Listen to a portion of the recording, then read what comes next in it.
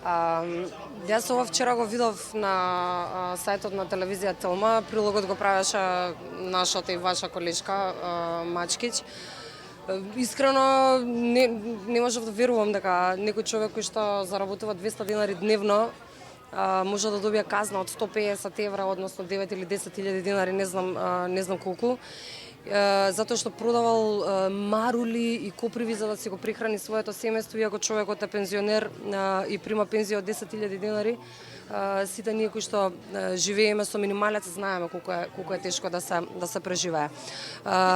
Имено човекот ги продава тие производи овдека на пазарчето позади Бисер, и токму заради тоа решив вчера некаде во саат време да пробам да се договорам со некои луѓе, да се слушнам со некои луѓе, сето тоа да го постирам на Facebook и да ги поканам сите оние денеска да дојдат, сите оние кои што сакаат, можат, се разбира, да дојдат да донираат 10, 20, 100, 500 денари, не знам, се разбира кој колку може.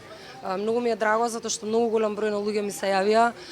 Многу ми е драго што за 10 минути ние сумата ја собравме.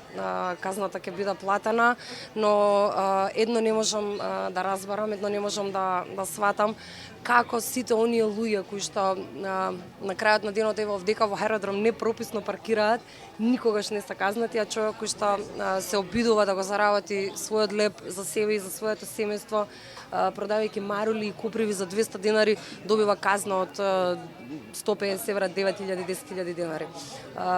Им благодарам на сите оние кои што денеска се одзва, пак ја кажам, за многу кратко време ние сумата ја собравме. Се разбира, сите оние пари кои што се плюс и ќе бидат плюс, јас на Чичко Милорад ќе му ги дадам. Има уште еден пункт на улица Македонија, во исто таму еден простор, една кафана, дневен престој се вика, и таму човекот излезе во пресред, направи кутија. Исто така разбрав дека и во сабота кај мајка Тереза исто така ќе се собираат донации за Милорад и за неговото семејство. Ова е апел до сите оние кои што сакаат да помогнат, да му помогнат на Милорад. Милорад, за жал, не е единствениот човек на кој што му е потребна помош. Јас ќе бидам тука, се додека има луѓе со отворено срце, се разбира, и волја кои што сакаат денеска да донираат за Милорад.